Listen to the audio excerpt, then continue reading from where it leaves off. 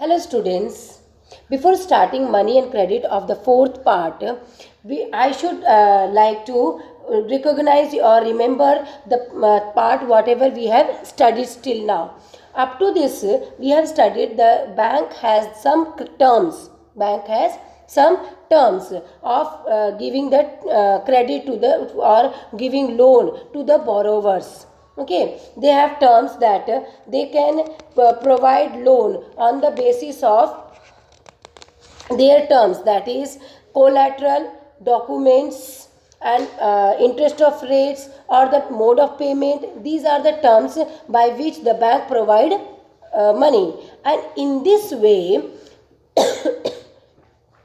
whenever the borrowers wants the money from bank, they have to pay all these documents, and this increase or this raise one problem, okay, for the poor household money lenders, money borrowers. What are they? We are going to study. अब इसके बारे में हम आगे पढ़ेंगे. ये है कि जब loan, when we get the loan, okay, when we go for the loan, there are two sectors by which we get the loan. That is, one formal sector and another is informal sector.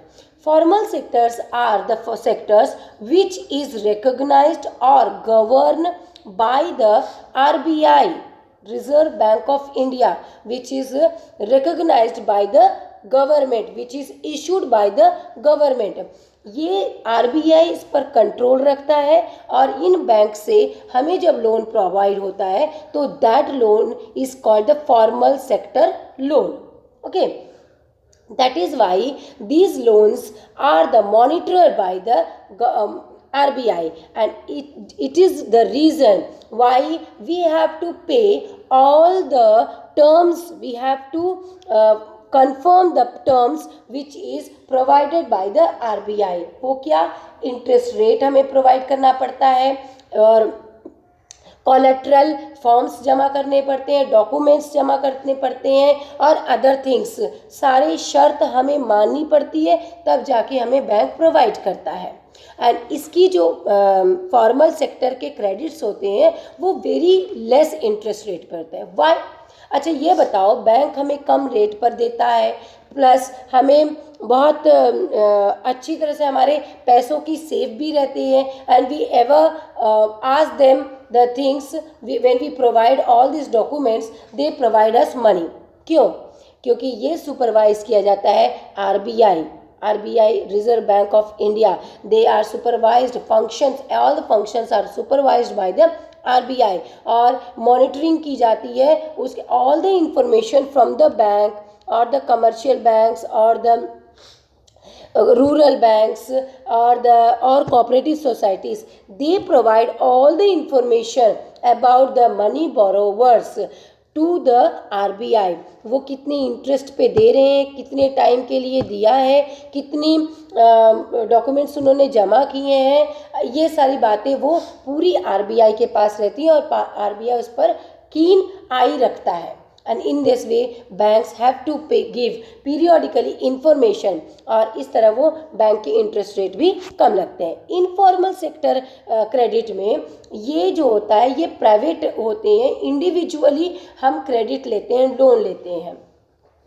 We get loan from the money lenders, traders, landlords, even to our friends, to our relatives.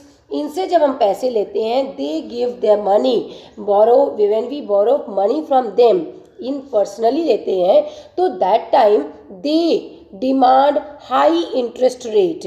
वो high interest rate पे देते हैं. Why? Because they are not govern, they do not work under the government. वो किसी organisation से नहीं है, तो any kind of interest rate they can ask because they have the money, because they are providing the money, no one controlling on them, though no one had provided the money for them. High interest लेते हैं, they could lead increase dept and dept trap.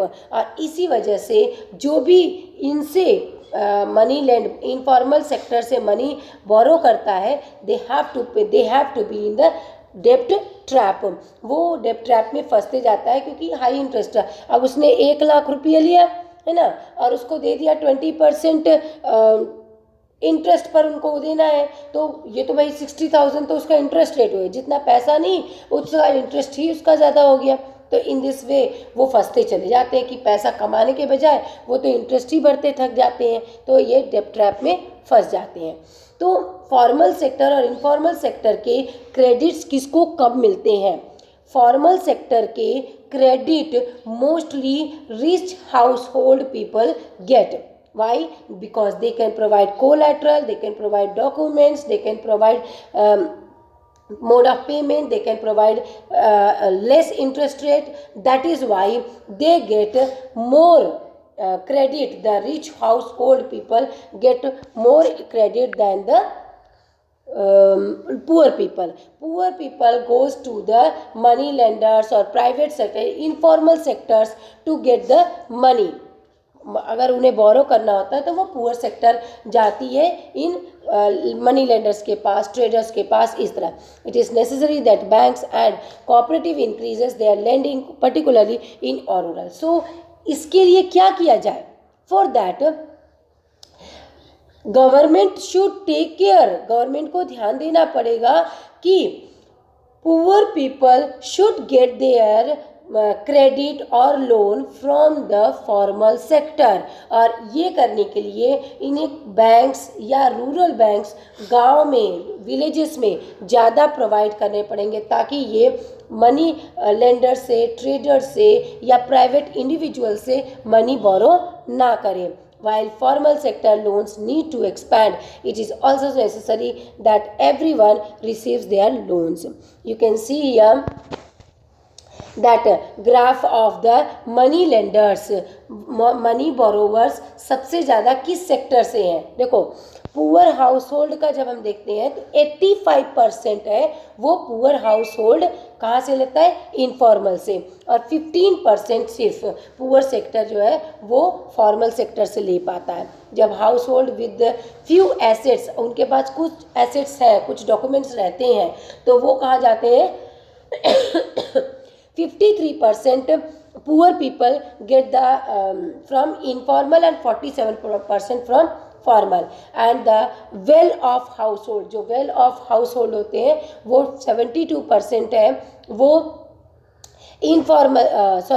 Formal से ले आते हैं और 28% informal से पाते हैं। You can see rich house hold 10% are only get the from the informal, and others 90% they get the credit from the formal credit. Okay beta, and I think it is very clear to all of you.